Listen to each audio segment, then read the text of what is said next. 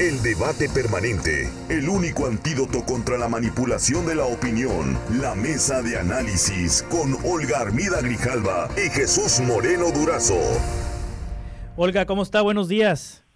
¿Qué tal, Juan Carlos? Buenos días, Juan Jesús, y a toda tu audiencia también, buenos días. Jesús Moreno Durazo, ¿cómo estás? Buenos días, Jesús.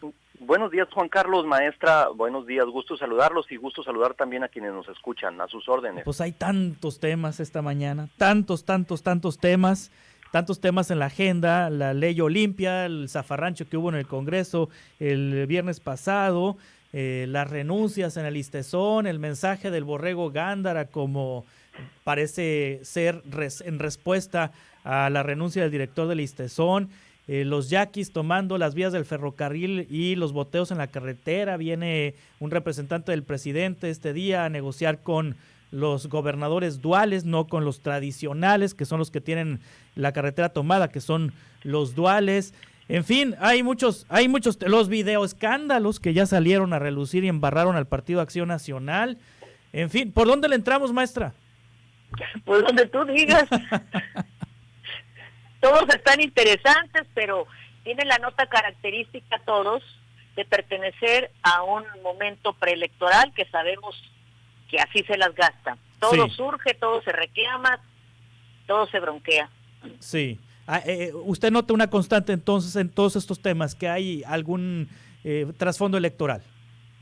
Pues la experiencia me ha dicho que cuando se están acercando los tiempos surgen todos, y todavía faltan más, ¿eh? Sí. Espérate, porque precisamente en ese chantaje electoral en que la clase política ha acostumbrado a la ciudadanía y la ciudadanía le ha convenido. Cuando digo ciudadanía no me estoy refiriendo a todos, sino a aquellos que entran en ese juego del estírale y aflójale, al chantaje, cada quien recibe su parte y al resto se le da tole con el dedo, tapan las cosas para dentro de 3 años volverlas a destapar y volver a jalar la piola para ver cómo se llevan más agua a su molino. Sí, Jesús Moreno Durazo. Bueno, coincido plenamente con el enfoque de la maestra, Juan Carlos. Si algo es cíclico y es predecible, es ese alboroto preelectoral en este país. Agitan las aguas los que están en el poder y se están yendo, y agitan las aguas los que quieren llegar. Y eso ocurre a nivel nacional y eso ocurre también en las diferentes regiones. Yo creo que si nos vamos a revisar cada uno de los 15 estados donde habrá elecciones para la gubernatura, vamos a encontrar situaciones particulares, como en el caso de Sonora, ya pusiste un ejemplo, se mete en la coyuntura el tema del Congreso, pero también este asunto de los yaquis, que debe tener un trasfondo político electoral también interesante. Sí, yo siento que no le hayan económico. No hayan cómo arreglar esta bronca, ¿no? No digo, nadie le ha encontrado la cuadratura del círculo, no le han encontrado la fórmula de arreglar la problemática yaqui, pero pues el presidente ya les prometió tierra, agua y programas de bienestar. Me parece que se está metiendo en una cueva sin salida. Tú le hacías una pregunta clave hace rato a Adolfo Regino cuando le preguntabas exactamente eso.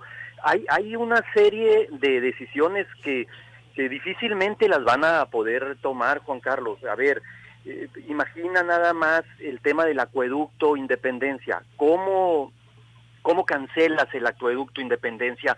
Y vuelvo al punto, en un momento electoral, ¿sabes lo que significaría, por ejemplo, para Morena como marca, aventarse una bronca de ese tipo? Yo creo que están metidos en un callejón sin salida.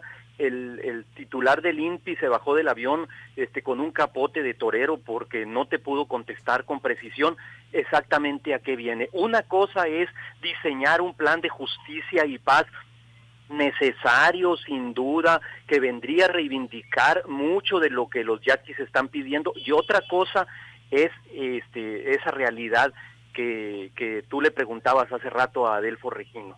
Sí, pues les están prometiendo las tierras, el agua, y eso implicaría despojar a ejidatarios que están ahí posesionados desde hace muchos años, décadas inclusive, desde la época de Lázaro Cárdenas. Implicaría hasta que tomen el control de la presa del Oviachi, en fin, una situación que pareciera irreal. El acueducto Guaymas-Empalme también, ¿no? Sí, parar el acueducto Independencia, en fin, una serie de demandas que se antojan muy complicadas de resolverlas, Y yo le preguntaba qué tanto es la demanda legítima y qué tanto es baquetonada, pues, porque también se ha convertido en un modo de vida. Botear en la tribu yaqui, pues botear en la carretera. Si no pagas, no pasas. ¿Me dices a mí, Juan Carlos? Sí, Olga. Mira, yo creo que hay una respuesta, pero que no le han querido entrar, y esto se llama Estado de Derecho. ¿Quién está dispuesto a hacer valer, así con todas las deficiencias del entramado constitucional, porque hay muchas deficiencias, hacer valer el Estado de Derecho? Entonces nosotros, los gobernantes y los gobernados que tienen intereses políticos, se la pasan por el arco del triunfo el Estado de Derecho, y eso ha sido una constante.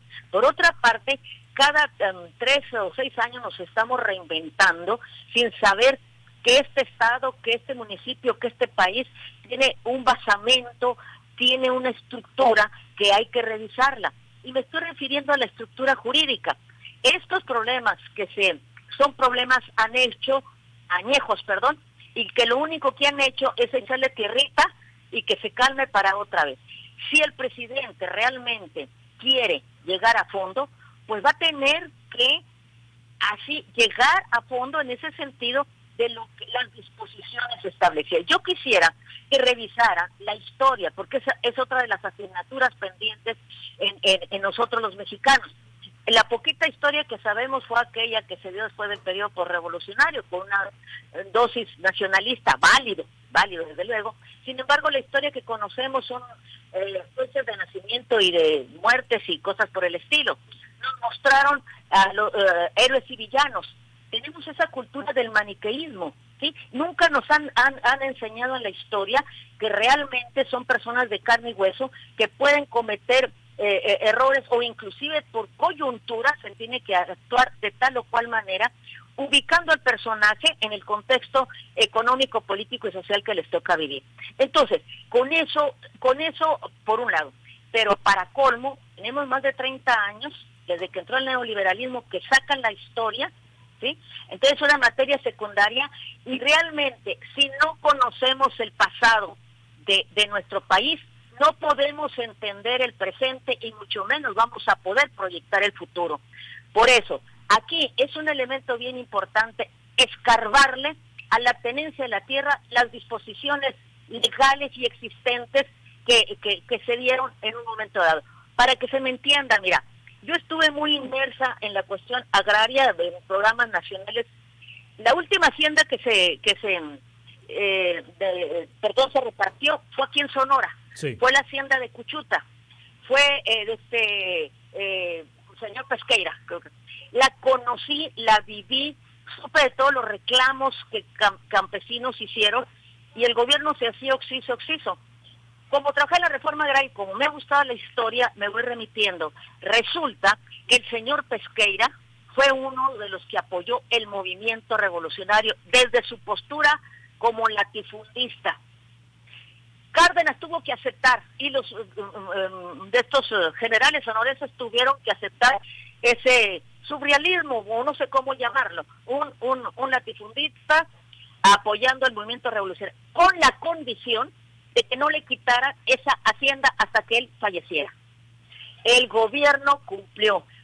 Por eso fue la última hacienda que se repartió, pero para entonces, fíjate bien, todos aquellos grupos campesinos murieron, vinieron los hijos, perdieron la esperanza, y se reparte, pero no se reparte a los campesinos, Juan Carlos.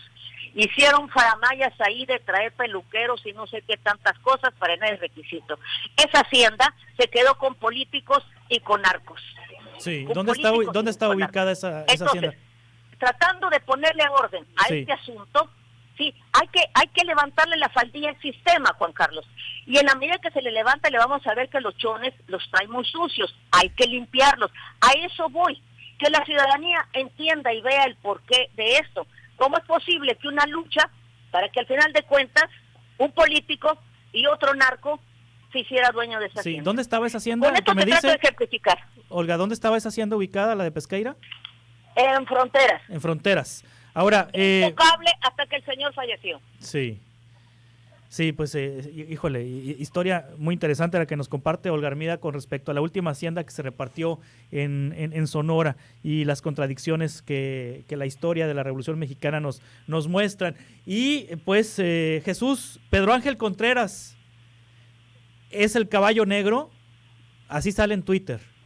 Así se puso el avatar en Twitter, ¿no? Sí. A mí me parece lo más cercano a una broma la salida de Pedro Ángel Contreras. Una broma que habrá que tomarse en serio, me imagino, al interior del PRI. Mira, Juan Carlos, yo la verdad no he entendido y ahorita hasta el momento no he encontrado quien me explique bien a bien cuál es el juego de Pedro Ángel Contreras como precandidato del PRI, cuando a todas luces parecería que el Partido Revolucionario Institucional en Sonora tiene un candidato con condiciones de competir en la elección del 21, un candidato competitivo por lo menos para la elección del 21 en la persona de Ernesto Gándara.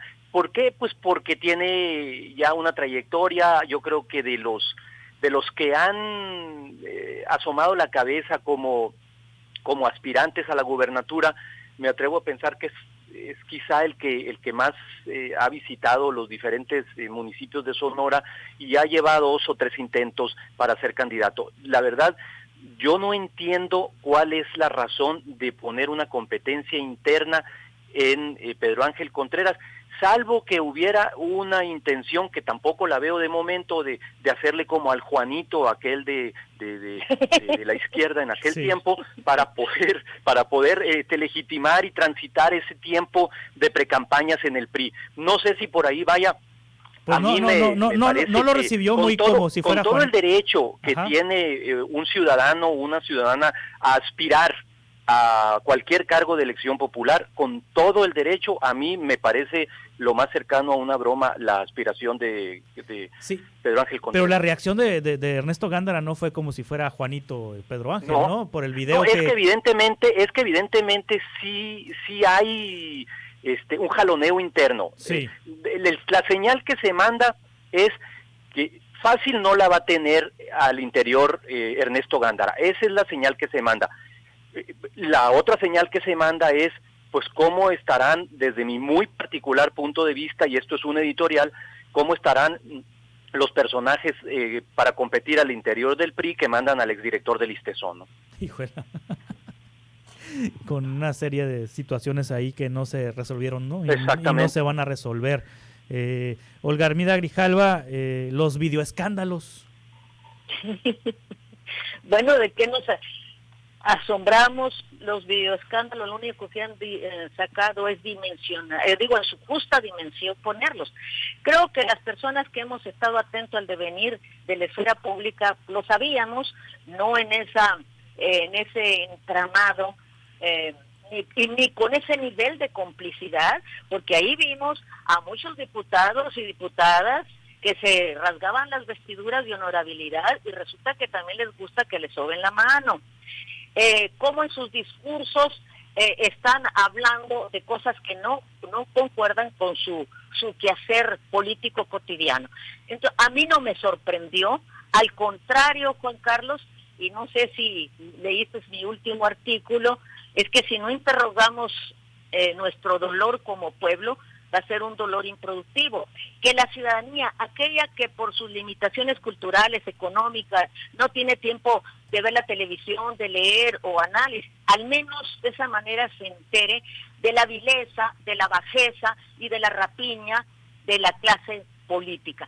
Claro, no estoy hablando en términos absolutos, creo yo que hay gente en todos los partidos muy honorable y muy respetable sus ideologías, pero que desgraciadamente se ha llegado a un extremo donde es una tragicomedia la vida política de nuestro país, y que sigan sacando más escándalos, todos, de todo tipo, para que la ciudadanía, al menos, ya que en las escuelas no instruyen en un análisis político y social de nuestro país, pues que lo hagan así a través de las redes.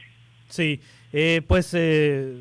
han acusado que es un asunto mediático, Jesús, que es un asunto propagandístico del gobierno, pero el Partido de Acción Nacional, en el gobernador de Querétaro, pues ya despidió, ya corrió, ya cesó a su secretario particular y le pegó una desconocida, que no lo conocía al particular. Y Marco Cortés va a convocar una rueda de prensa hoy, y ya desde ayer se aseveró que ese secretario particular del gobernador de Querétaro será expulsado del Partido Acción Nacional. O sea, les mandaron un obús y lo recibieron seco. Sí, yo creo que es mucho más que un espectáculo circense, Juan Carlos. No puedes tomarlo, no puedes dimensionarlo hasta ahí. Yo creo que es un error de cálculo político y estratégico si se quedan con que esto es un espectáculo. Eso es un tema muy serio que pone la mira en dos expresidentes presuntamente acusados de tener serios vínculos con la corrupción, incluso a nivel continental, a nivel Latinoamérica. Decía Carlos Marx en aquella clásica conocida como el 18 Brumario de Luis Bonaparte, que la historia se repite dos veces. Una decía, la primera como tragedia, decía, y la segunda como una miserable farsa, y parecería que es lo que estamos viendo ahorita. Todo mundo se remite a los videoescándalos donde aparece Bejarano, pero yo me iría incluso más allá del propio video, sino que en aquel tiempo también, el 2004, empezaba su proyecto político el presidente López Obrador. Entonces aquí podríamos utilizar otra frase como aquella de que la venganza es un plato que se come frío, ¿no? Parecería que la historia está acercándose a un ajuste de cuentas al presidente o para el presidente López Obrador. Ahora, hay cosas que quedan muy nebulosas todavía y que hay que ubicar en su justa dimensión. Se sabe quién recibe, pero no quién entrega. Todavía no sabemos quién entrega. Se habla de un presunto funcionario de Pemex, pero eso no lo sabemos. Tampoco sabemos el monto. Las sumas se ven bastante jugosas o cuantiosas, pero no sabemos todavía el punto. ¿Cuál sería el objetivo de esto? ¿O cuál debe ser el objetivo? Yo creo que debe haber dos objetivos en estos. El primero, efectivamente, debe corresponder a la Fiscalía armar un buen caso. Yo creo que tienen el incentivo del año electoral para armar un buen caso jurídicamente y poder procesar a quien tengan que procesar. Quiero pensar también que hay voluntad para ajustar las cuentas en el combate a la corrupción. Pero también debe haber un objetivo por ahí para armar un buen show. Yo no estoy de acuerdo, por otro lado, Juan Carlos, que también se ha deslizado mucho y se ha puesto sobre la mesa este tema, con esta idea de llevar a consulta el tema de los posibles juicios de los expresidentes. Esto es un asunto de ley, esto no es un asunto de consulta, aunque te advierto yo que en eso de la consulta del presidente no puedo dejar de ver un dejo de perversidad. Es decir, yo, presidente, no estoy de acuerdo en juzgarlos por lo que ya ha venido diciendo durante muchos meses, pero si el pueblo quiere, pues que el pueblo los juzgue. Yo creo que por ahí no es el asunto. No, por supuesto. No, permíteme. Creo que ahí hay una gran oportunidad, ¿sí?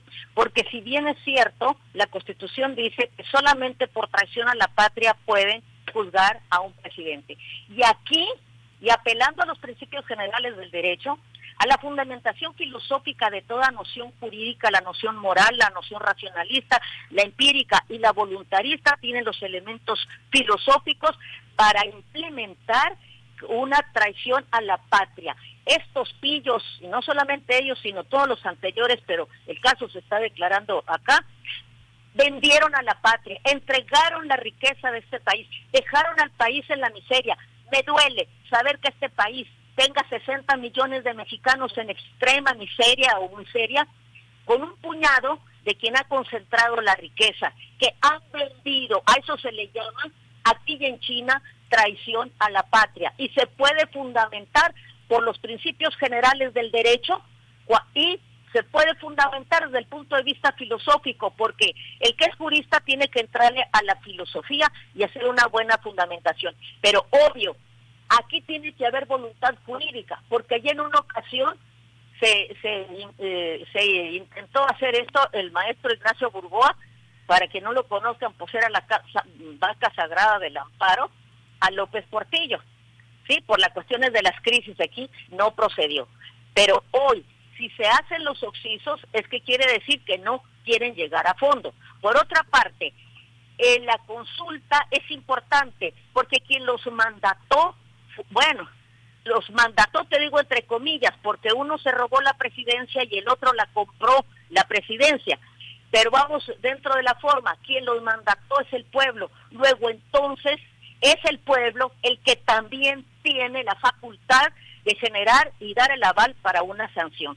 Con esto, mira, yo no soy gente que ande pidiendo sangre o la venganza, no, pero este país necesita, y en este caso fundamental, un antecedente histórico de que se evidencie el abuso del poder, el latrocinio que han hecho, y que sirva como referente para las generaciones que vienen. Si nosotros nos remitimos a la historia, pues no hay en esos términos. El siglo XIX fue de puro botín, hubo presidentes que duraron 45 minutos, ¿sí? Entonces, inclusive cercano aquí se movían otras cosas. Si lo queremos hacer, concluyo con esto, dentro del derecho, aun cuando el marco jurídico secundario no lo contemple, pero sí el constitucional, que existe la traición a la patria y se configura una traición a la patria con estos dos expresidentes. Muy bien, pues les agradezco mucho, Jesús Moreno Durazo. Gracias, Olga Armida Grijalva, por estar con nosotros esta mañana aquí en Reporte 100. No, gracias a ti, Juan Carlos. Gracias, Juan Carlos, buenos días. Gracias, buenos días. Reporte 100.